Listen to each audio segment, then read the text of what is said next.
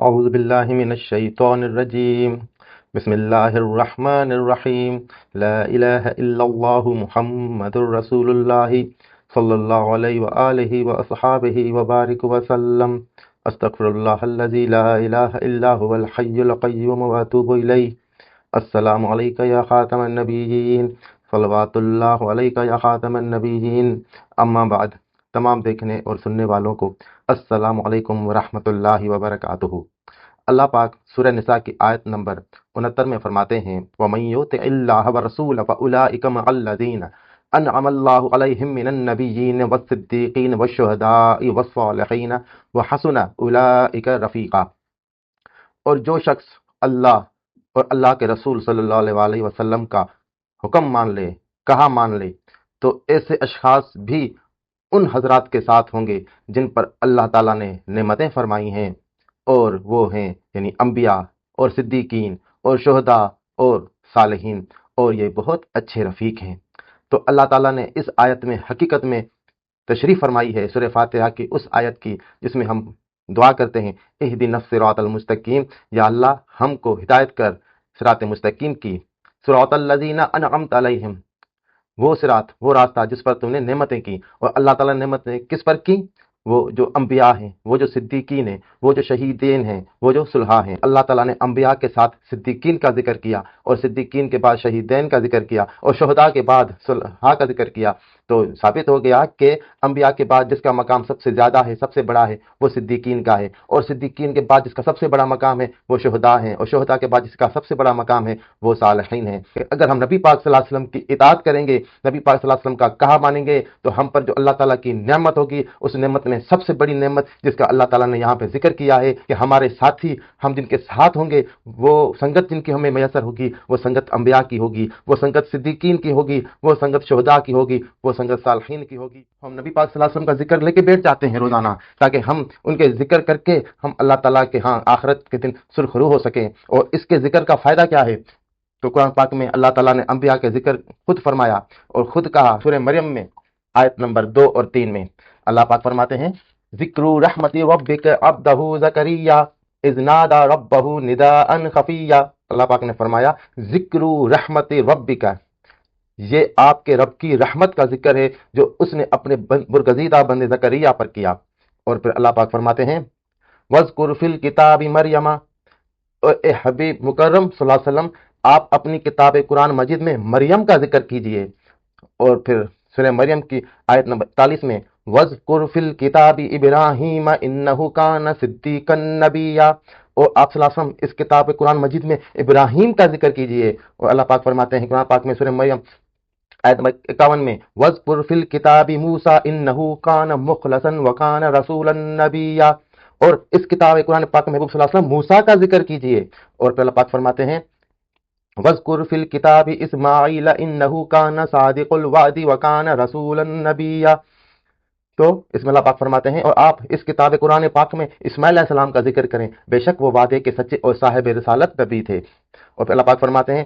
وَاذْكُرْ فِي الْكِتَابِ إِدْرِيسَ إِنَّهُ كَانَ صِدِّيقًا نَبِيًّا وَرَفَعْنَاهُ مَكَانًا عَلِيًّا، اور اس کتاب میں ادریس علیہ السلام کا ذکر کیجئے میرے محبوب صلی اللہ علیہ وسلم، بے شک وہ بھی بڑے صاحب صدق نبی تھے اور ہم نے انہیں بلند مقام پر اٹھا لیا۔ اسی طرح سورہ انبیاء میں بھی انبیاء کرام کے محبوب تذکروں کا ذکر اللہ پاک نے کیا، حتیٰ کہ انبیاء کرام علیہ السلام کے مسلسل تذکرے سے قبل آیت نمبر 50 میں تمہیداً یہ کلمات ارشاد اللہ پاک نے فرمائے وَهَذَا ذِكْرٌ مُبَارَكٌ أَنزَلْنَاهُ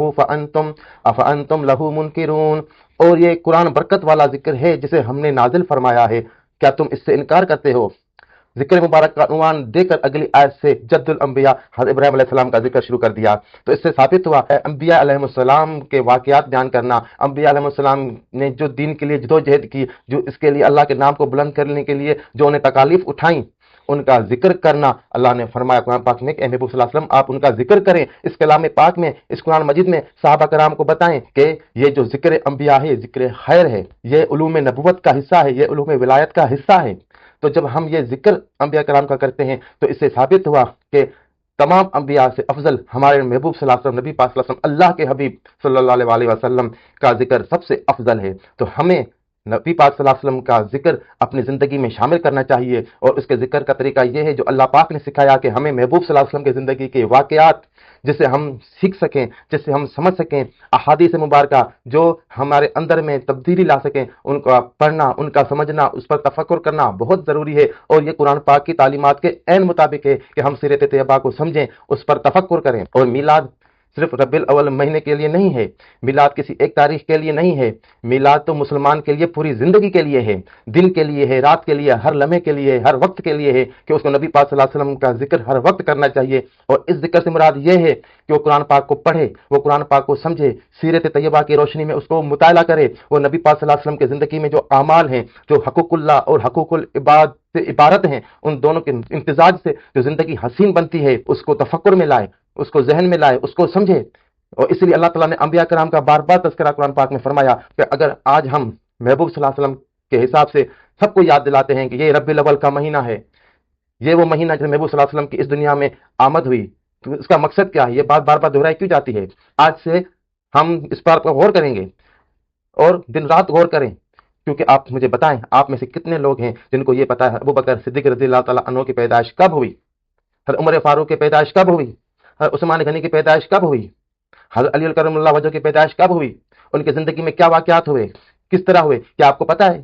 نہیں پتا ہے۔ آپ کو میں سے کچھ لوگ ہوں گے جو مدرسے میں سے پڑھے ہوں گے تو ان کو یاد ہوگا، ورنہ ہر کسی کو نہیں پتا، لیکن ہر ایک کو پتا ہے، ہر ایک مسلمان کو پتا ہے، دنیا کے تمام جو مسلمان موجود ہیں ان کو پتا ہے کہ محبوب صلی اللہ علیہ وسلم ربیع الاول کے مہینے میں اس دنیا میں تشریف لائے۔ یہ اس لیے پتا ہے کہ ہم اس چیز کو بار بار مناتے ہیں، لوگوں کو بتاتے ہیں کہ کوئی ایسی بات اس مہینے میں ہوئی ہے، یہی ان چیزوں کا مقصد ہوتا ہے بار بار دہرانا۔ قرآن پاک میں آدم علیہ السلام کا واقعہ 8 مرتبہ کیوں دہرایا گیا؟